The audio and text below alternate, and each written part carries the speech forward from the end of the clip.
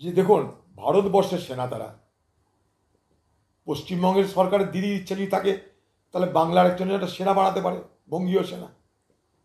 আগামীতে তাও হতে চেষ্টা করতে পারে। অলরেডি পুলিশ দিদির বঙ্গীয় পুলিশ হয়ে গেছে, তো বঙ্গীয় সেনা বাড়ালেই বা ক্ষতি কী আছে?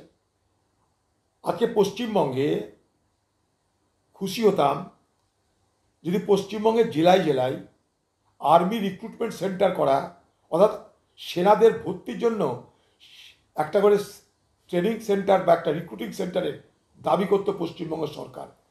আমাদের রাজ্যের বহু বেকার, বহু যুবক ছেলে সেনাতে চান্স পেত। এটা আমি করেছিলাম আমার জেলায়, তাই আমি বলছি কথাটা। সেটা না করে যে সেনা আমাদের দেশের গর্ব, যে সেনা দেশকে রক্ষা করে, যে সেনাকে আমাদের সকলের সাহায্য করা উচিত, যে কলকাতা ভারতবর্ষের ইস্টার্ন কমান্ডের হেডকোয়ার্টার, যেখানটায় যে কোনো রাজনৈতিক দলকে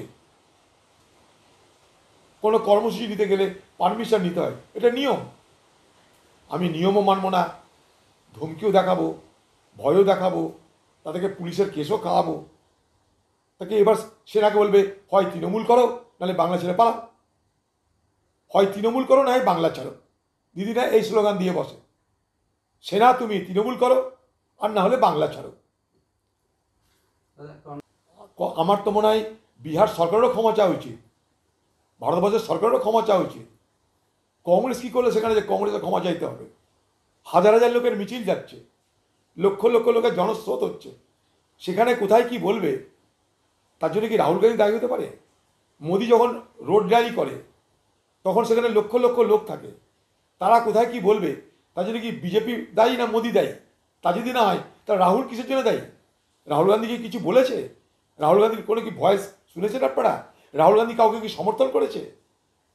আজকে বিহারে রাহুল গান্ধীর বক্তব্যকে সমর্থন করে লক্ষ লক্ষ মানুষের যে জনস্রোত, আজকে রাহুল গান্ধীর মন্তব্যকে, রাহুল গান্ধীর সমালোচনাকে কেন্দ্র করে সারা ভারতবর্ষ জুড়ে যে ঝড় উঠেছে, ভোট চুরিকে কেন্দ্র করে দেশ জুড়ে যে ঝড় উঠেছে, সেই ঝড়ে দিশেহারা ইলেকশন কমিশন, সেই ঝড়ে দিশেহারা ভারতবর্ষের আজকের শাসক দল রাহুল গান্ধীর প্রশ্নের উত্তর দিতে পারছে না।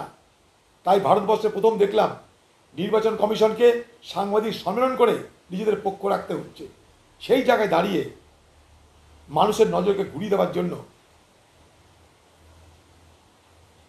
জনস্রোতের মধ্যে থেকে কোথাও কোনো গালাগালি, সে গালাগালি ভারতবর্ষের প্রধানমন্ত্রীর মাকে বলে নয়, সে গালাগালি ভারতবর্ষের যে কোনো মাকেই যদি হয়, যে কোনো মানুষকেই যদি হয়, কংগ্রেস তার সার্বিক নিন্দা করে, আমরা তার সার্বিক নিন্দা করি। যে কোনো সচেতন ভারতবাসীর তার সার্বিক নিন্দা করা উচিত। সেটা প্রধানমন্ত্রী মা বলে নয়, সেটা প্রধানমন্ত্রী হোক আর চৌকিদারি হোক, যারই মা হবে না কেন, যারই বোন হবে না কেন, সর্বক্ষেত্রে নিন্দা করা উচিত। সেই নিন্দা কংগ্রেস তো করেইছে, কিন্তু খামাখা সব কিছু ছেড়ে দিয়ে সেই রাহুল গান্ধী সেই কংগ্রেসকে সেখানটাই অভিযুক্ত করার মধ্য দিয়ে যে রাজনীতিটা হচ্ছে, সেই রাজনীতিটা প্রকৃত অর্থে গণতন্ত্রের অপমানের রাজনীতি।